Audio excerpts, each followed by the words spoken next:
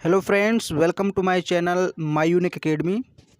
Friends, आप लोगों की बहुत ज़्यादा डिमांड थी कि सर जैसे आपने विलियम शेक्सपियर की मैकबेथ पढ़ाई है उसी प्रकार हैमलेट को भी डिस्कस कर दीजिए। तो कई दिनों से मैं इस पर बात भी कर रहा था आप लोगों से कि कौन कौन इसके पढ़ने के इच्छुक हैं। तो काफ़ी लोगों का यहाँ पर मतलब कमेंट आया कि सर पढ़ा दीजिए। तो आज से मैं हैमलेट की शुरुआत कर रहा हूँ और हैमलेट के बारे में यहाँ मैं आपको ज़्यादा इंट्रोडक्शन नहीं दूंगा, सीधे मैं टॉपिक पर कहानी पर आऊँगा। देखिए, हैमलेट एक ट्रेजेडी है। ट्रेजेडी जैसे मैकबेथ एक ट्रेजेडी है। ट्रेजेडी मीन्स होता है दुखांत नाटक। मतलब ये नाटक है, प्ले है, लेकिन कैसा है? ट्रेजेडी। यानी कि ट्रेजेडी नाटक वो होता है जिस नाटक के अंत में, या हम कहें जिस नाटक का जो अंत होता है किसी व्यक्ति के मरने से होता है। जैसे मैकबेथ में आपने देखा तमाम तरह के उसमें हत्याएं होती हैं, मतलब पूरा मैकबेथ इसी से भरा हुआ है। ऐसे ही जो आपका हैमलेट है ये भी एक नाटक है, दुखांत नाटक।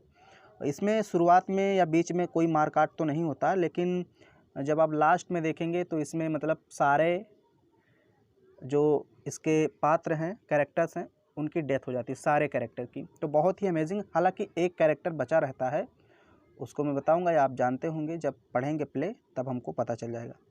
तो बहुत ही इंटरेस्टिंग प्ले है। अगर आपके सिलेबस में है तो ठीक है, अगर नहीं भी है तो भी आप इसको पढ़ सकते हैं इंजॉय के लिए। ओके, तो विलियम शेक्सपियर ने इस प्ले को लिखा है, हैमलेट अ ट्रेजेडी। आज पहली क्लास है, इंट्रोडक्शन क्लास है। मैं थोड़ा बहुत आपको कैरेक्टर्स के बारे में बताऊंगा, कौन कौन से इसमें कैरेक्टर्स हैं और उनकी क्या क्या विशेषताएं हैं। थोड़ा बहुत उन कैरेक्टर्स के बारे में बताऊंगा, समरी बताऊंगा आपको इस प्ले की। तो बहुत ही ध्यान से समझना। Hamlet introduction. तो इंट्रोडक्शन की बात करेंगे, मतलब अब मैं आपको थोड़ा सा इसका परिचय बताऊंगा, जो भी इसके कैरेक्टर्स हैं उनके बारे में बताऊंगा। एक प्रकार से शॉर्ट समरी है, शॉर्ट समरी है, यानी कि आपको कहानी भी बताऊंगा इसमें थोड़ा बहुत। देखिए, मैं आपको कैरेक्टर्स के बारे में बताऊं उसके पहले यहाँ पर जो मेन कैरेक्टर्स हैं उनके बारे में जान लीजिए मोटे मोटे तौर पर। ये देखिए, Hamlet by William Shakespeare introduction. देखिए, अब मैं आपको थोड़ा बहुत यहाँ कहानी भी समझाऊंगा। जो समरी मैंने कहा शॉर्ट समरी, तो इसी में आप समझ लीजिएगा, फिर मैं आपको इनके बारे में थोड़ा बहुत पढ़ाऊँगा भी। देखिए, सबसे पहले कैरेक्टर यहाँ पर है, ये देखिए, 1 मिनट, मैं इसको थोड़ा सा, चलिए, सबसे पहला कैरेक्टर इसमें मैं आपको बता रहा हूँ, हैमलेट। ये कौन है? ये है हैमलेट, किंग ऑफ डेनमार्क, यानी कि ये है डेनमार्क के राजा। हैमलेट कौन है? King of Denmark. डेनमार्क एक देश है यूरोप महाद्वीप का, तो उस डेनमार्क देश के राजा कौन है? हैमलेट। तो इनका नाम याद रखिएगा। देखिए, जब भी हैमलेट बोलिए इनके लिए तो किंग लगा दीजिए, किंग हैमलेट। ये कौन है? King Hamlet. अब यहाँ पर इनकी पत्नी है गर्ट्रूड। इसको क्या बोलते हैं? इसका नाम क्या है? गर्ट्रूड। देखिए, क्वीन ऑफ डेनमार्क, यानी डेनमार्क की रानी है जिसका नाम है गर्ट्रूड। इसका मतलब क्या हुआ? ये हैं, देखिए ध्यान से समझिए, ये हैं राजा, ये हैं रानी, तो ये दोनों क्या हो गए? पति पत्नी। तो आपको समझ में आ गया डेनमार्क के राजा रानी कौन है, पति पत्नी कौन है। ठीक। अब देखिए, हैमलेट का एक भाई है, क्लॉडियस। हैमलेट का भाई कौन है? क्लॉडियस। ये देखिए। अच्छा, एक चीज़ और जानिए, इन दोनों का मैं पहले आपको बता दूं, ये जो दोनों राजा रानी हैं, हैमलेट और गर्ट्रूड, इनका एक बेटा है जिसका नाम भी हैमलेट ही है। देखिए, एक बेटा है, ये देखिए यहाँ पर मैंने नाम लिखा हैमलेट। तो एक तो किंग हैमलेट है और उनका जो बेटा है उसका नाम भी हैमलेट है। ये हैमलेट है जो कि राजकुमार है। और इस हैमलेट के चाचा कौन हैं? क्लॉडियस। ये देखिए लिखा है हैमलेट्स अंकल, यानी कि हैमलेट के चाचा। और किंग हैमलेट के कौन है? भाई हैं, तभी तो चाचा लगेंगे। तो यही है विलन। विलन कौन रहेगा? क्लॉडियस। हीरो कौन रहेगा? हीरो यहाँ पर रहेगा हैमलेट, ये नायक हो जाएगा आपका। एक हैमलेट का यहाँ पर दोस्त भी है जिसको हम लोग कहते हैं होरेशियो। ये कौन है? ये हैमलेट का दोस्त है, यानी ये दोनों दोस्त हैं। ध्यान से समझिएगा सारी कहानी, तभी मज़ा आएगा। ये दोनों दोस्त हैं।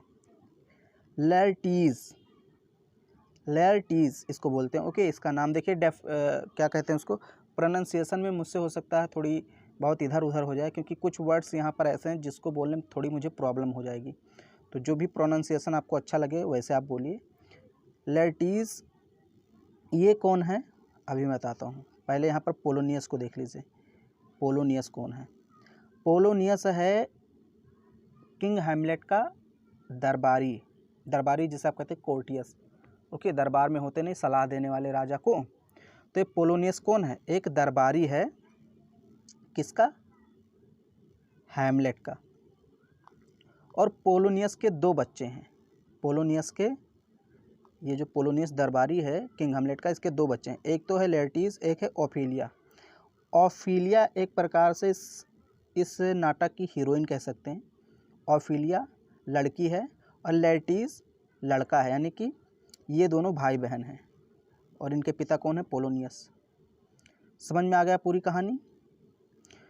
मतलब कैरेक्टर आपको समझ में आ रहा है? अब देखिए, ये जो ओफिलिया है ये किससे प्यार करती है? हैमलेट से। और हैमलेट कौन है? ये प्रिंस है, यानी कि राजकुमार है, और ये दरबारी की बेटी है। तो ये दोनों एक दूसरे से बेहद प्यार करते हैं। इतना समझ में आया? अभी तो मैंने आपको सिर्फ और सिर्फ कैरेक्टर के बारे में बताया। अब थोड़ा सा 2 मिनट में आपको कहानी बता देता हूँ, फिर इन कैरेक्टर्स के बारे में थोड़ा आपको डिटेल में पढ़ाता हूँ। देखिए, कहानी ये है कि ये हो चुके हैं बूढ़े राजा, और ये इसका भाई चाहता है गद्दी प्राप्त करना, क्लॉडियस। तो ये दोनों मिलकर, यानी कि देवर और आप क्या कह सकते हैं यहाँ पर, भाभी कह सकते हैं। गर्टरूड इसकी भाभी हुई ना। तो ये दोनों मिलकर, या फिर कहें ये जो क्लॉडियस है षड्यंत्र के माध्यम से हैमलेट को मार देता है। कैसे मारता है? एक बार हैमलेट बगीचे में, मतलब बगीचे में लेटे हुए थे, आराम कर रहे थे पेड़ के नीचे। ये किंग हैमलेट लेटे हुए थे। तो क्लॉडियस जाता है, इनके कान में जहर डाल देता है। ओके, जहर डाल देता है और इनकी डेथ हो जाती है, यानी हैमलेट मर जाते हैं, किंग हैमलेट मर जाते हैं। अब गद्दी कौन प्राप्त कर लेता है? क्लॉडियस। यानी कि अब राजा बन गया क्लॉडियस, और क्लॉडियस ने गर्टरूड से शादी कर ली, यानी अपनी भाभी से शादी कर ली। तो ये दोनों अब राज कर रहे हैं। और जब इनको मारा क्लॉडियस ने, तो इसने अफवाह फैला दी कि राजा की हत्या मैंने नहीं की, राजा की हत्या मतलब सांप काटने से हो गई है। इन्होंने कहा कि क्लॉडियस ने अफवाह फैला दी कि राजा बगीचे में पेड़ के नीचे सोए हुए थे और तभी इनको किसी सांप ने काट लिया और इनकी मृत्यु हो गई हैमलेट की। ओके, तो ये कहानी है पूरी। अब होता क्या है, 1 मिनट और सुन लीजिए। असल में ये तो मर गए, ये दोनों शासन कर रहे हैं, और ये जो ये हैमलेट है, ये इसमें बहुत ज़्यादा दुखी है क्योंकि इसके पिताजी की मृत्यु हो गई है। अब क्या होता है कि 2 दरबारी रहते हैं। तो किले के पास एक बार क्या होता है कि 2 सैनिक कह लीजिए या अधिकारी कह लीजिए, कहीं कहीं ऑफिसर लिखा होता है। तो 2 सैनिकों को किले की दीवार के पास एक भूत दिखाई देता है। क्या? एक भूत। वो भूत किसका होता है? हैमलेट का। शुरुआत में 2 सैनिक रहते हैं या ऑफिसर कह लीजिए, उनको भूत दिखाई देता है किले की दीवार पर। तो वो दोनों सैनिक आते हैं, होरेशियो से बताते हैं, इससे होरेशियो से बताते हैं कि मैंने दीवार के पास एक भूत देखा है जो कि बिल्कुल हैमलेट, किंग हैमलेट जैसा लगता है राजा हैमलेट ही है। तो एक होरेशियो विश्वास नहीं करता, ये कहता है कि ऐसा कैसे हो सकता है कि किंग हैमलेट का भूत आ जाए, वो तो मर चुके हैं, भूत वगैरह कुछ होता ही नहीं।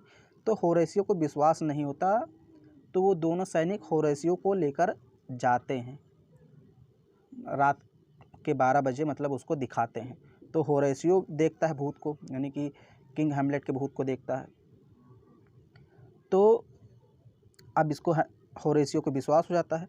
तो होरेसियो क्या करता है, ये बात बताता है हैमलेट से। ये कौन है, प्रिंस। दो हैमलेट हैं, ये किंग हैमलेट है, ये प्रिंस हैमलेट है। तो प्रिंस हैमलेट से आता है, होरेसियो बताता है कि मैंने किंग हैमलेट का एक भूत देखा है। मतलब सारी बातें बताता है कि पहले 2 सैनिकों ने देखा, फिर मुझे लेकर गए, मैंने भी देखा। तो हैमलेट भी कहता है मैं भी देखूंगा तभी मुझे विश्वास होगा। तो ये 12 बजे रात को ये सभी लोग जाते हैं, चारों लोग, यानी कि होरेसियो, हैमलेट और 2 सैनिक, चारों लोग जाते हैं। 12 बजे इंतज़ार करते हैं कि अभी आत्मा आएगी हैमलेट की। तो वो आत्मा आती है, यानी कि किंग हैमलेट की आत्मा आती है और वो बुला ले जाती है हैमलेट को, क्योंकि वो चारों लोग से तो बात कर नहीं सकती थी। तो हैमलेट की आत्मा, किंग हैमलेट की जो आत्मा थी, यानी कि ये किंग हैमलेट थे, ये अपने बेटे को एक शांत जगह पर लेकर जाते हैं और उसको पूरी सच्चाई बताते हैं कि मेरी जो मृत्यु हुई है वो सांप काटने से नहीं हुई है। जो आपके चाचा हैं क्लॉडियस, उन्होंने षड्यंत्र के द्वारा मुझे मार दिया है, यानी मेरी हत्या कर दी है। मुझे जहर देकर मेरे कानों में जहर डाला और फिर मेरी मृत्यु हुई, मतलब सब कुछ बता देते हैं। और कहते हैं कि अगर तुम मेरे सच्चे बेटे हो, अगर तुम मुझसे प्यार करते हो, तो मेरी इस हत्या का बदला ज़रूर लेना और क्लॉडियस को, यानी अपने चाचा को, मार देना। तो इसको भी थोड़ा आश्चर्य होता है, लेकिन संदेह में रहता है।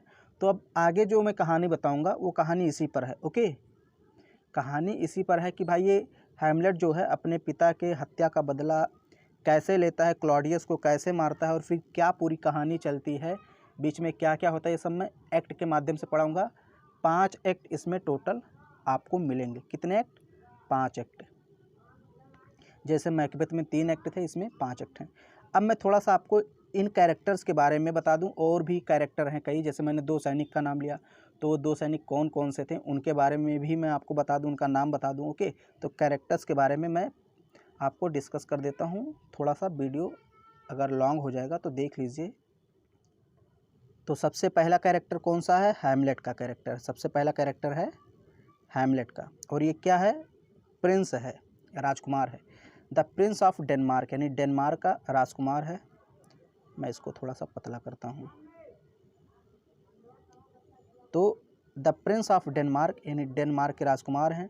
द टाइटल कैरेक्टर, और ये कौन सा कैरेक्टर है? टाइटल वाला, यानी कि इसी के नाम पर इस प्ले का नाम रख दिया गया है। तो टाइटल का मतलब क्या होता है? प्ले का नाम, टाइटल वही है। ओके, तो इस कैरेक्टर के नाम पर ही प्ले का नाम रखा गया। एंड द प्रोटैगनिस्ट, प्रोटैगनिस्ट का मतलब नायक यानी हीरो। हैमलेट ही इस प्ले का हीरो है, टाइटल है, और डेनमार्क का राजकुमार है। फिर है अबाउट 30 ईयर्स ओल्ड, लगभग 30 साल का है।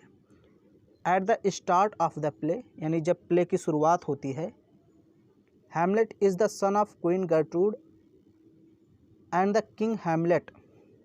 तो ये किसका बेटा होता? मतलब जब प्ले की शुरुआत होती है, आप देखेंगे इसको, मूवी भी बनी है इस पर, तो ये किसका बेटा होता है? ये गर्ट्रूड का और किंग हैमलेट का बेटा होता है।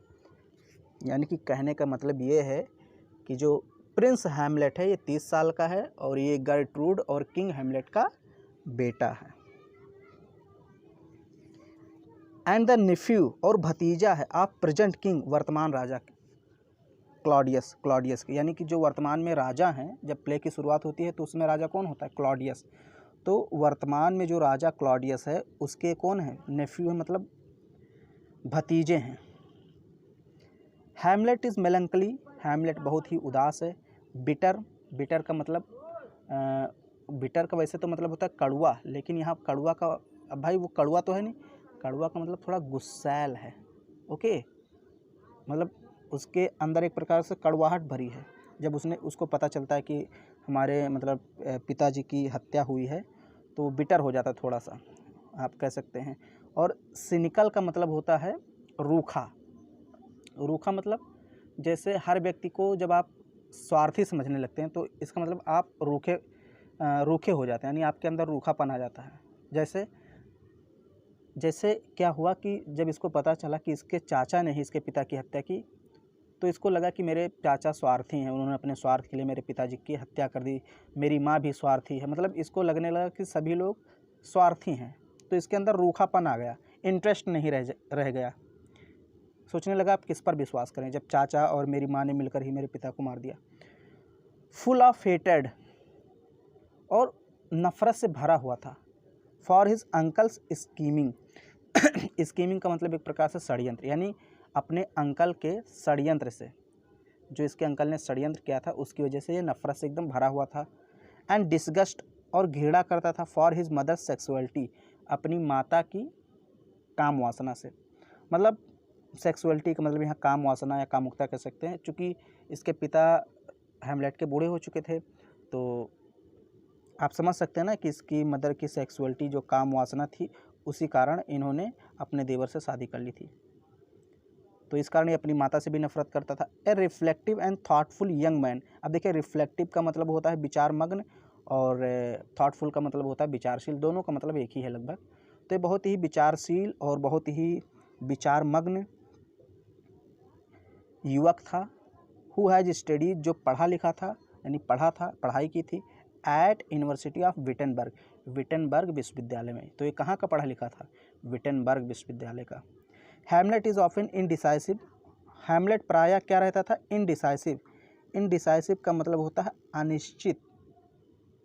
जैसे आप अनिर्णय की स्थिति में होते हैं ना, दुविधापूर्ण स्थिति में जिसे कहते हैं, क्या करें क्या ना करें। तो हैमलेट को जब पता चला कि इसके पिता की मृत्यु हुई नहीं है, स्वाभाविक रूप से की गई है बल्कि हत्या से, तो ये हमेशा इनडिसाइसिव अवस्था में रहता था, मतलब दुविधापूर्ण स्थिति में रहता था। कभी कभी इसको शक होता था कि क्या सच में वो भूत बोल रहा था, मेरे पिताजी का भूत है, कोई दूसरा भूत था, क्या सच में मेरे चाचा जी ने मेरे पिता की हत्या की। मतलब ये सब दुविधापूर्ण की स्थिति थी उसकी, वही यहाँ पर है इनडिसाइसिव। एंड हेजिटेंट, और संकोची हो गया था, संकोच की स्थिति में रहता था कि क्या करें क्या ना करें। बट अदर टाइम्स प्रोन, लेकिन अन्य समय, मतलब जब उसको इन सब सारी चीज़ों से संकोची या फिर ये जो मैंने कहा दुविधापूर्ण स्थिति, इससे छुटकारा मिलता था, तो क्या हो जाता था? प्रोन मतलब ग्रसित हो जाता था रोग से। प्रोन का मतलब होता है किसी रोग से जब आप ग्रसित हो जाते हैं। और कौन से रोग से ग्रसित हो जाता था ये? Too rash and impulsive acts. Rash का मतलब होता है उतावलेपन से, एंड इम्पल्सिव का मतलब जोशपूर्ण, एक्ट्स का मतलब कार्य।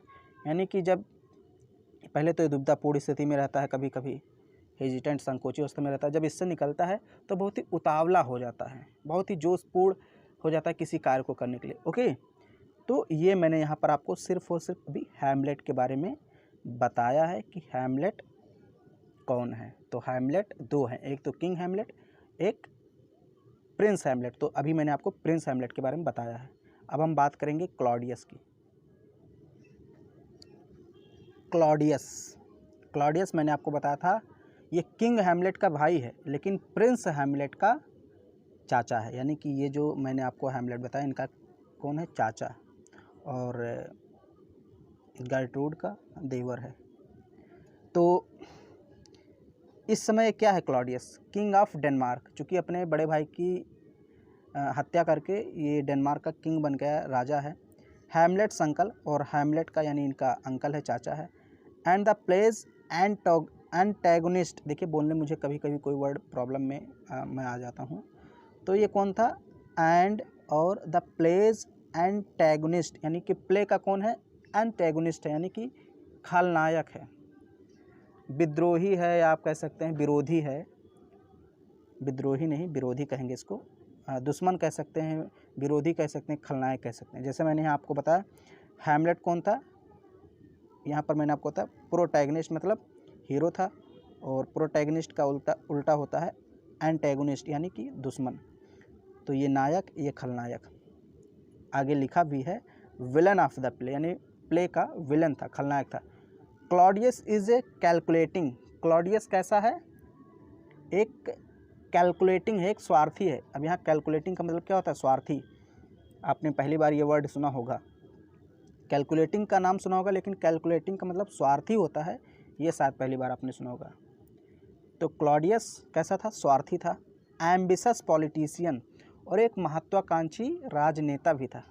राजनेता का मतलब चूँकि एक उसके अंदर इच्छा थी कि सिंहासन हम प्राप्त कर लें, तो उसको वो प्राप्त भी कर लेता। तो महत्वाकांक्षी था, राजनेता भी था। ड्राइवन बाई, और खिंचा हुआ था, यानी लालची था या आप कह सकते हैं खिंचा हुआ था। किसके द्वारा? Sexual appetites. Sexual appetites means काम वासना आप कह सकते हैं। जैसे यहाँ सेक्सुअलिटी का मतलब काम वासना होता है, वैसे यहाँ सेक्सुअल एपेटाइट्स का मतलब भी सेम होता है। सेक्सुअल मतलब यौन, और एपेटाइट्स का मतलब भूख, यानी यौन भूख इसके अंदर थी, सेक्स करने की भूख थी। ओके, तो उसके कारण ये मतलब इसके अंदर लालच भरा हुआ था। ड्राइवन बाय मतलब खिंचा हुआ था, लालची था।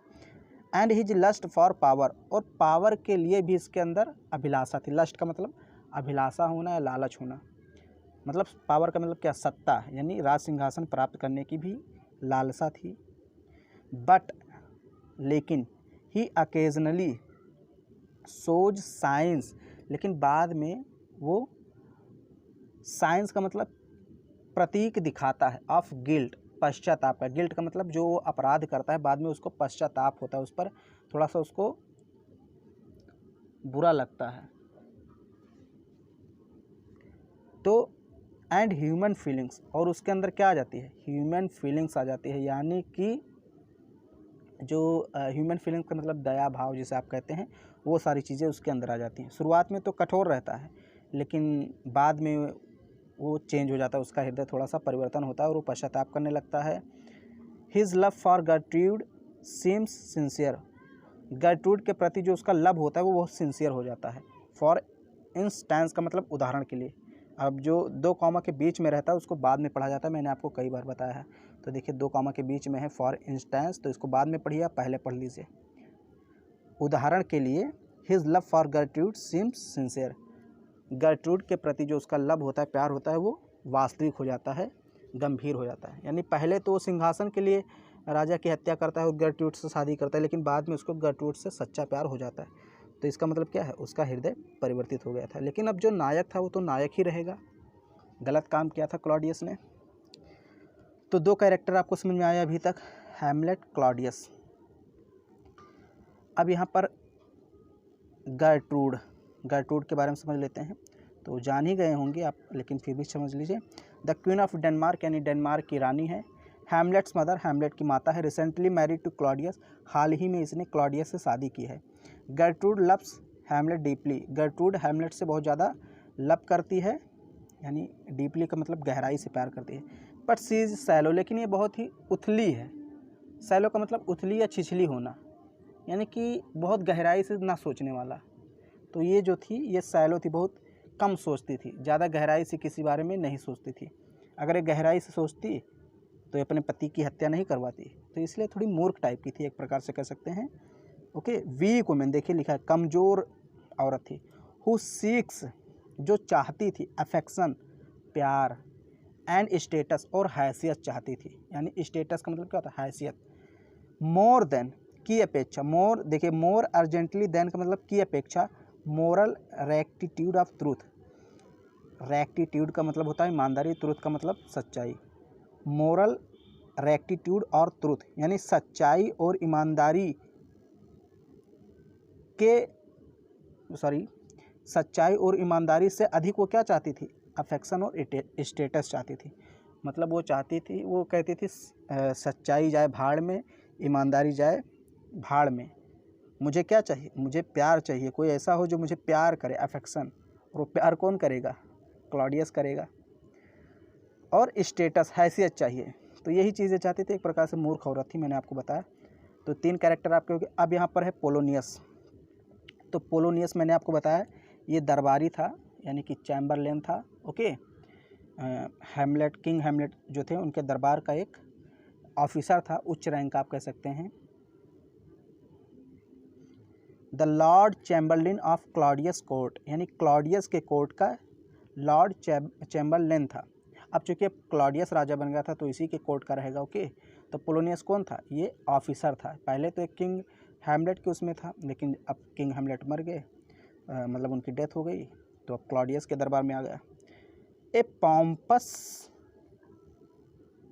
कन्विंग ओल्ड मैन, पॉम्पस का मतलब तड़क भड़क वाला, मतलब तड़क भड़क का मतलब जो हमेशा बढ़िया कपड़े एकदम पहने, तड़क भड़क वाला, शानदार तरीके से रहे, तो ये पॉम्पस था। ओके।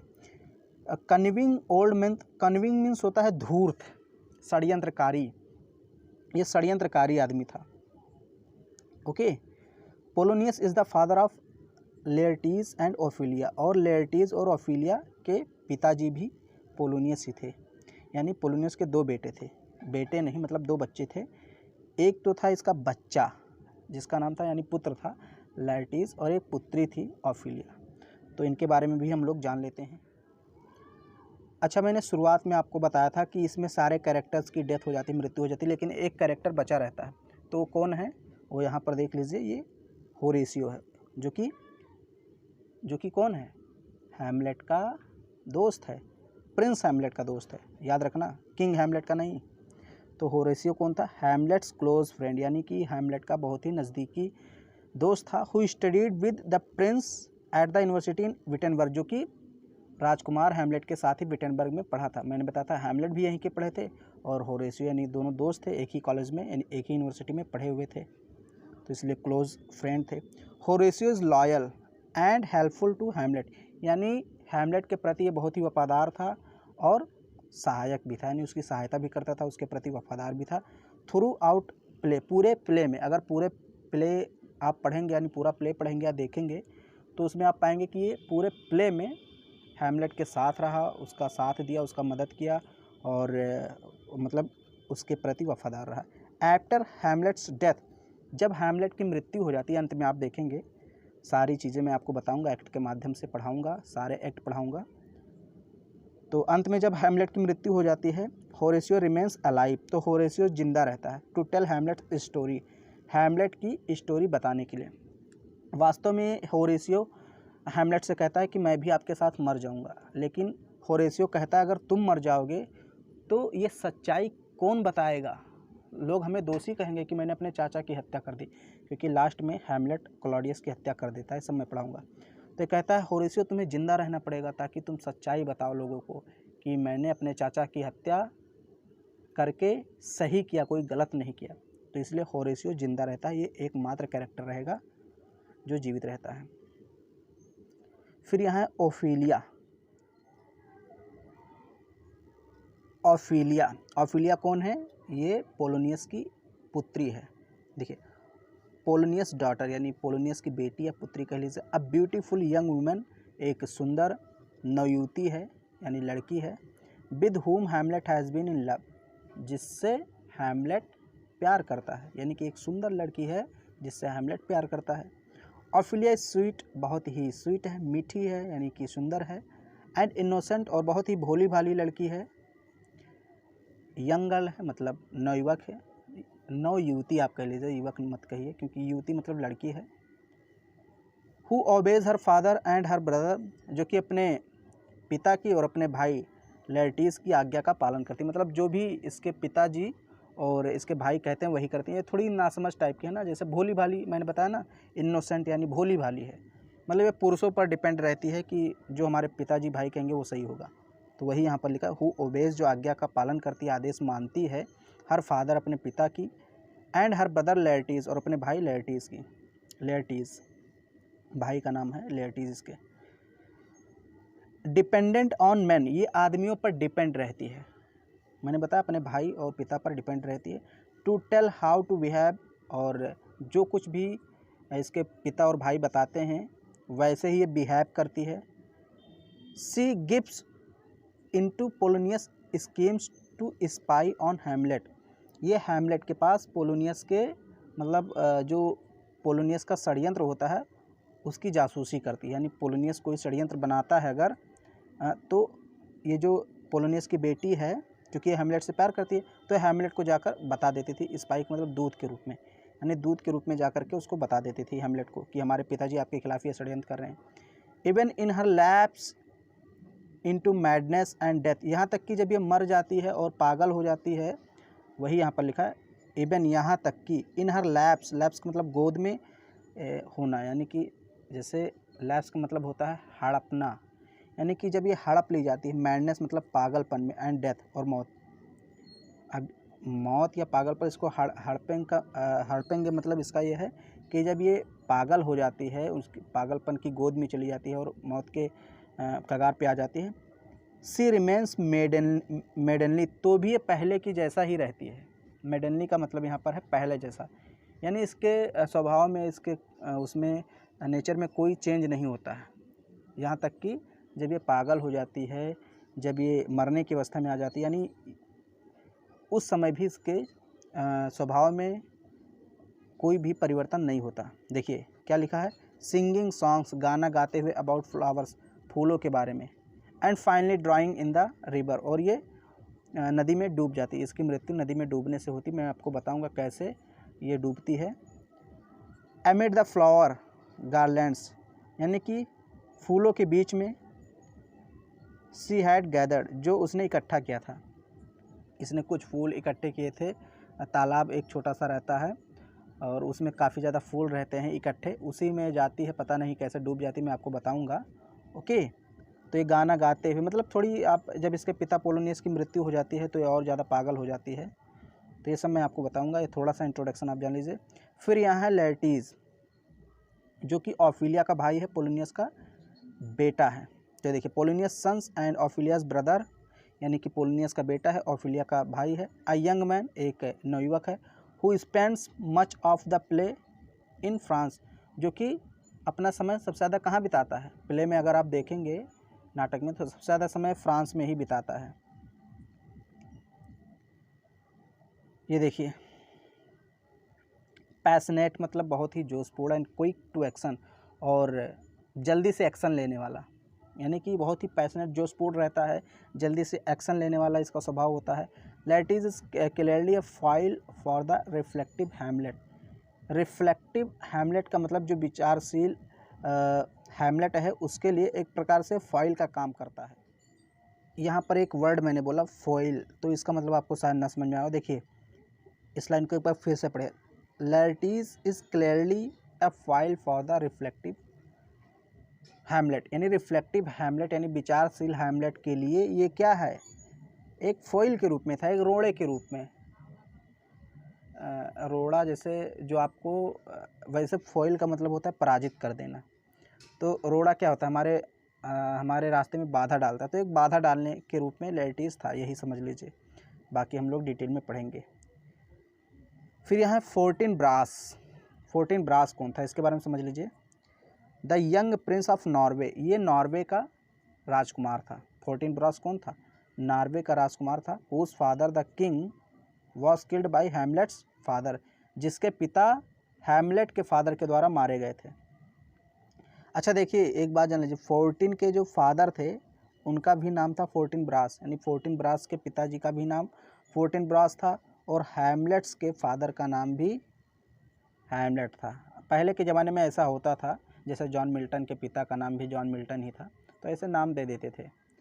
तो 14 ब्रास के पिता को, यानी कि देखिए 14 ब्रास जो राजकुमार था नॉर्वे का, उसके पिता 14 ब्रास को किसने मारा था, हैमलेट के पिता हैमलेट ने मारा था, समझ गए होंगे। तो अब ये जो राजकुमार 14 ब्रास था, ये आया था अपने पिता का बदला लेने। ओके, नाउ अब 14 ब्रास विशेष, 14 ब्रास ने इच्छा जाहिर किया, यानी इच्छा जाहिर करता है टू अटैक करने के डेनमार्क पर। ये सोचता है कि क्यों ना डेनमार्क पर अटैक किया जाए, अपने पिता का बदला लिया जाए। ये सारी चीज़ें आपको कहानी में मालूम पड़ेगी कैसे अटैक होता है। हिज फादर्स ऑनर, अपने पिता के सम्मान में, making him another foil for Prince Hamlet, और यानी कि प्रिंस हैमलेट को भी फॉइल करने के लिए, फॉइल का मतलब उसको हराने के लिए, उसको उसके मार्ग में रोड़ा बनने के लिए, क्यों ना हम एक युद्ध करें। ये मैं डिटेल में बता रहा हूँ, अभी यहाँ थोड़ा सा कैरेक्टर और ज़्यादा डिटेल में बताऊँगा। अब यहाँ देखिए एक घोस्ट आता है, तो ये घोस्ट बेसिकली उन्हीं का घोस्ट रहता है जो हैमलेट किंग रहते हैं, जो किंग रहते हैं जिनकी डेथ हो जाती है जहर के द्वारा, उन्हीं का भूत। The ghost the Spectator of Hamlet's recently deceased father, यानी कि जो हाल ही में अभी हैमलेट के पिता किंग हैमलेट की डेथ हुई है, उन्हीं का एक परछाई या भूत आप कह सकते हैं, ये घोस्ट है। ओके, मैं थोड़ा तेज़ी से पढ़ाता हूँ। The ghost who claims to have been murdered by Claudius calls him upon Hamlet to avenge him. ये जो घोस्ट है ये दावा करता है कि इसकी हत्या क्लॉडियस के द्वारा की गई है और ये हैमलेट को बुलाता है उससे बदला लेने के लिए। यानी हैमलेट को बुलाता है अपने बेटे को कि जाओ क्लॉडियस से बदला लो हमारी हत्या का। However it is not certain, हालांकि निश्चित नहीं है इंटायरली पूरी तरीके से, whether the ghost is what it appears, कि ये जो भूत दिखता है वही है टू बी, और whether it is something else, या फिर ये कुछ और है। मतलब ये भूत सही कह रहा है या गलत कह रहा है। ये भूत जैसा दिखता है वही है, यानी कि अब चूँकि वो किंग हैमलेट जैसा दिखता था तो ये कहना कठिन है कि ये किंग हैमलेट का ही भूत है या कुछ दूसरा है। जब हैमलेट मिलता है यानी प्रिंस हैमलेट मिलता है अपने पिताजी के भूत से तो सोचता है, हैमलेट स्पेकुलेट्स, वो अंदाज़ा लगाता है, that the ghost might be devil, कि ये जो भूत है ये राक्षस भी हो सकता है, डेविल हो सकता है, sent to deceive him and tempt him to murder, जो उसको धोखा देने आया है और उससे हत्या करवाना चाहता है। मतलब जो प्रिंस हैमलेट है सोचता है कि ये जो भूत है हो सकता है मेरे पिता का भूत ना हो, ये कोई राक्षस हो और मुझसे हत्या करवाना चाहता हो मेरे चाचा की और मुझे धोखा देना चाहता हो। And the question of what the ghost is and where it comes from is never definitively resolve, और ये प्रश्न कि ये भूत कौन है और कहाँ से आया है ये कभी नहीं सुलझता है। मतलब ये हमेशा उलझा ही रहता है।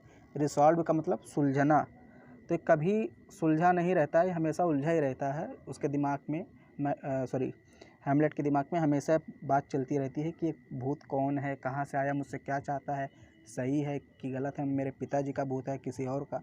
ये सारे प्रश्न कभी सुलझे नहीं रहते, हमेशा उलझे ही रहते हैं उसके दिमाग में।